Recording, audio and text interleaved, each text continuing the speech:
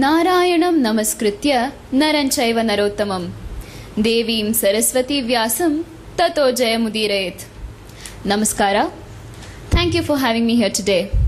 When I was asked to talk here by Mrs. Usha, I told her my field is Harkatha and I'd be performing for all of you. Usually the topics chosen for Harkatha are Sita Kalyana, Girja Kalyana or some story-based topic. But today we are not going to be doing that. I will be talking about Bhagavad Gita in the form of Harkatha. Usually, as we all know, Bhagavad Gita is a topic for pravachana. Each individual adhyayas are taken and are spoken about and elaborate. But today, we are going to be talking about Bhagavad Gita as a whole. And I'll be telling how what Krishna said can be adapted to our day-to-day life. Today, we shall discuss the gist of Bhagavad Gita. Bhagavad Gita is one of the most authoritative sources of Hindu doctrines and ethics. The understanding of Gita demands involvement from the narrator and extreme concentration from the listeners. Bhagavad Gita evolved as a conversation between Lord Krishna and Arjuna during the battle of Kurukshetra. Mainly, Bhagavad Gita professes the theory of attaining moksha or eternal bliss. But it also teaches us a way of life, Jivana Dharma.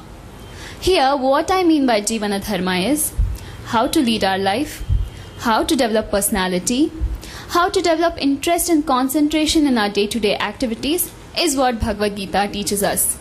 This art of living is important to each and every one of us here. That is why Bhagavad Gita has become one of the most famous books all over the world. It is our pride that Bhagavad Gita is a contribution to the world by our country. World-famous scientist Einstein was inspired by Bhagavad Gita. Once, an Indian scientist visited Einstein.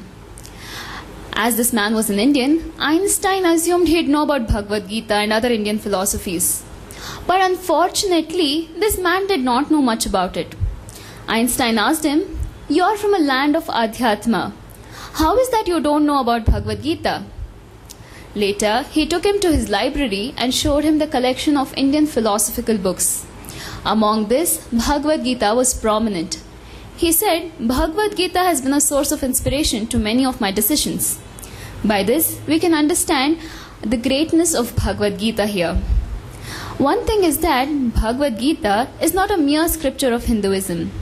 It has philosophies that are adaptable to our everyday life. The teachings of Bhagavad Gita has universal validity and it is not just constrained to Mahabharata. Our life is also a battle just like Kurukshetra. Bhagavad Gita teaches us how to face this perpetual agitation. Arise, awake, and stop not till the goal is reached. This was said by Swami Vivekananda. Shri Krishna said the same thing in Bhagavad Gita. Uttishta Kaunteya Yudhaya Krita Nischayaha, he said. Stand up to face all the evil with valor is what Shri Krishna told Arjuna. To cite an example why Bhagavad Gita is this famous, Dr. Oppenheimer, the first scientist who tested the atomic bomb, was in a dilemma just like Arjuna when he had to test the bomb for the first time. Later, on recollecting the words in Bhagavad Gita, Mayi eva te nihataha purvameva nimittamatram bhavasavya sachin, they are already killed by me according to their destiny. Arjuna, you're just a pretext. On recollecting these words, he gained the confidence to blast the bomb. Bhagavad Gita is one of the chapters of Mahabharata. It begins by describing the agitation of Arjuna when he saw men arrayed on either side of the army for mutual slaughter. Krishna spoke to Arjuna in order to quell his agitation and to clear his doubts. Krishna spoke throughout Bhagavad Gita as God himself. The foundation to Bhagavad Gita runs like this. Yudhishthira started winning kingdom after kingdom for him and his brothers. Looking at this, Duryodhana became jealous and he went and told this to his uncle Shakuni. Shakuni and Duryodhana together plotted against the Pandavas. They called them for a game of dice. Just when the game was about to begin, Duryodhana says, "I am not going to be playing. My uncle will play for me."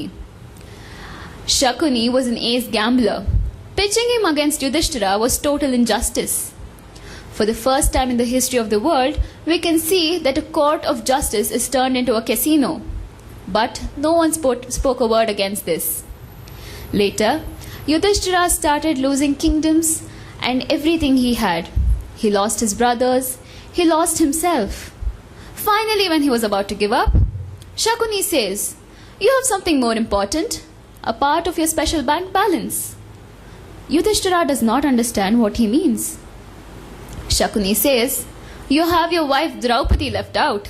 Why haven't you pledged her yet?" Yudhishthira recollects the beauty of Draupadi and he says, "That is who I stake." The whole courtroom goes into a roar. There were never human stakes before, and now an empress is put on stake. Later, Yudhishthira loses her as well. Duryodhana orders his prime minister Vidura to bring her into the open court. Vidura says, "Duryodhana, what you're doing is absolutely wrong. She is an empress and she does not deserve to be treated like that. She is no ordinary woman. You can't bring her into an open court like that. Duryodhana, don't do this. You're calling for death." But Duryodhana ignores everything he says and orders Dushyasana to bring her into the court. Dushyasana pulls her by her dress and brings her to the court. That is when Draupadi Vasraparna takes place. Later, according to the agreement, Pandavas went on exile for 12 years, 1 year Agnatavasa. After returning, Kauravas denied to part with the lawful inheritance. Thus, war was inevitable between them. Kurukshetra became the battleground.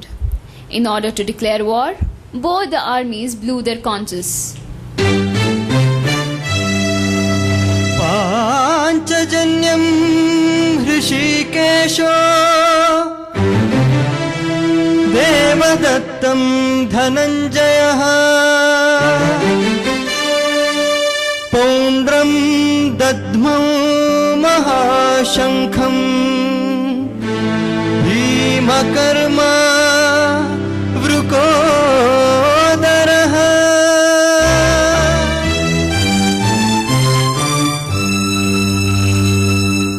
पाञ्चजन्यं हृषीकेशो देवदत्तं Dhananjay पौण्ड्रं दद्मौ महाशङ्खं भीमकर्म वृकोदरः. Arjuna was the commander of Pandavas. He sat in a big chariot with Gandiva in his hands. Shri Krishna as the Sarathi held the reins of the horses.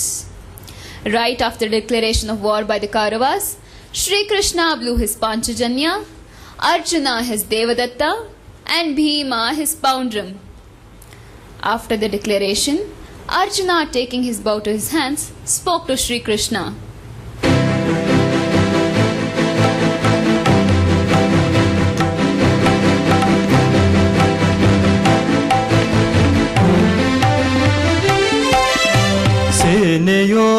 सेनयोरुभयोर्मध्ये रथं स्थापय मेच्युता यावदेता निरीक्षेऽहं योद्धुकामानवस्थितान् सेनयोरुभयोर्मध्ये रथं स्थापय मेच्युता यावदेता निरीक्षेऽहं योद्धुकामानवस्थितान् सेनयोरुभयोर्मध्ये रथं स्थापयाम्यच्युता यावदेता निरीक्षेऽहं योद्धुकामानवस्थितान्. Krishna, I would like to see the warriors who have come for war. Take my chariot to middle of both the armies and establish it, said Arjuna. The chariot stands right in front of Bhishma, Drona and other prominent kings. Krishna said, Arjuna, see the warriors who have come for war.